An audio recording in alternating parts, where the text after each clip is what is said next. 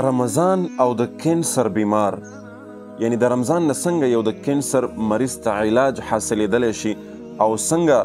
د روژې ساتلو په وجه باندې یو انسان د کینسر غونډه کې غټې او خطرناکې بیمارۍ نه بچ کېدلی شي. د دې تحقیق د نن نه یو څو کاله مخکې یو جاپاني ساینسدان کړی دی. په جاپان کې دغه ساینسدان دا ډېر مشهور او ډېر غټ ساینسدان تیر شوی دی او دته تقریبا د نن نه یو څو کاله مخکې غالبا په 2016 کې دته د ورلډ په سطح باندې د ټوله دنیا په سطح باندې نوبل انعام چې دی دا هم ورکړی شوی و او دی په دې وجه ورکړی و چا ته تپوس کړی و چې تا ته دومره غټ انعام څنګه میلاو شو. نو هغه ورته وویلې چې ما د کینسر بیمارۍ نه د بچ کېدو دپاره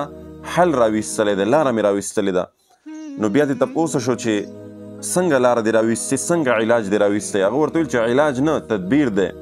د بچاو یو طریقه ده. نو کومه طریقه ده؟ ده ورته وویلې چې کله انسان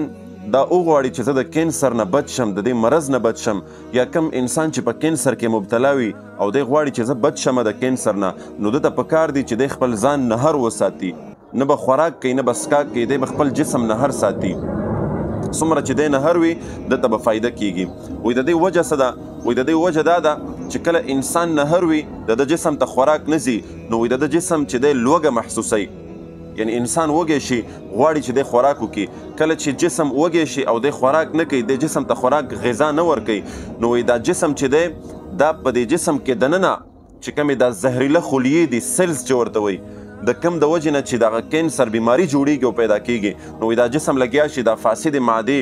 دغه بیکاره سیلز دا خلیې چې دي وایي د دې خوراک شروع کړي. وایي کله چې د دې خوراک شروع کړي دغه بیکاره سیلز چې کله جسم په خپله باندې وخوري، نو وایي بیا کینسر په جسم کې نه پاتې کیږي او د دغې سیلز د ختمېدلو د خوړلو د وجې نه انسان ته کینسر نه لګیږي.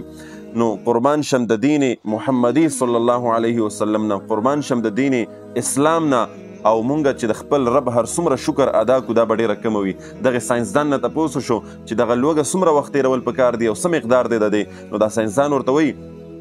چې صرف او صرف په کال کې تقریبا 20-25 سیاستي ورځې انسان ته دغسې نهر اوسېدل پکار دی او څومره ټایم ورته ویلي چې تقریبا داسې 10-12 غنټې. نو دا که موږ تاسو سوچ وکړو دا مراد رمضان المبارک دی. ګوره هسې خو مونږ باندې دا روزه نه ده فرض کړی شوې، هسې خو د دې اجرونو طرف ته روژه دا دومره اهم او مهم عبادت دی، بل طرف ته پکې الله رب العزت دومره غټ خیر د انسان دپاره ایښی دی. هسې خو الله رب العزت نه فرمایي چې روژه دا زما دپاره ده او د روژې اجر دا به زه پخپله ورکوم خپل بنده ته، او بل طرف ته رسول الله صلی الله علیه وسلم فرمایي چې د هر څیز دپاره زکات وي او د جسم دپاره زکات دا روژه ده. ګوره دغه ټولې خبرې چې موږ را مخې ته کو، الله جل شانه په دې روزه کې موږ دپاره دومره غټه فایده او دومره غټ حکمت ایښی دی. که تاسو دا غواړئ چې موږ د خپل جسم زکات ورکو، روژې په احسنه طریقه باندې نیسئ، او که تاسو دا غواړئ چې موږ څومره عملونه دي د هغې دپاره خپل اجرونه تړلی شوي دي، ښودلی شوي دي، بیان کړی شوي دي، او د روژې اجر واحد داسې اجر دی چې الله وایي دا به زه پخپله بنده ته ورکوم، د دې اجر معلوم نه دی،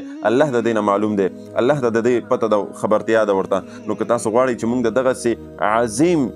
اجر چې الله رب العزت به موږ ته پخپله راکوي، نو پکار دی چې موږ تاسو روژې په صحیح طریقه باندې ونیسو او څومره دغه ویډیو چې اوس زما ملګري ګوري دا شیر کوي، دا نورو مسلمانانو ته ورسوئ. کوم مسلمانان چې د کینسر غونډه کې په موذي او خطرناکه بیمارۍ کې مبتلا دي هغوی ته دا ویډیو ډېره مهمه ده، او کوم خلک چې دغې روژې ته ډېر په حلقه نظر باندې نعوذ بالله ګوري او د روژو اهتمام نه کوي، الله دې موږ تاسو محفوظ وساتي. هغوی دپاره به انشاءالله دا ویډیو ډېره مهمه وي او الله جل شانه دې موږ ته توفیق راکړي چې موږ دغه روژې په صحیح طریقه باندې ونیسو، او الله جل شانه دې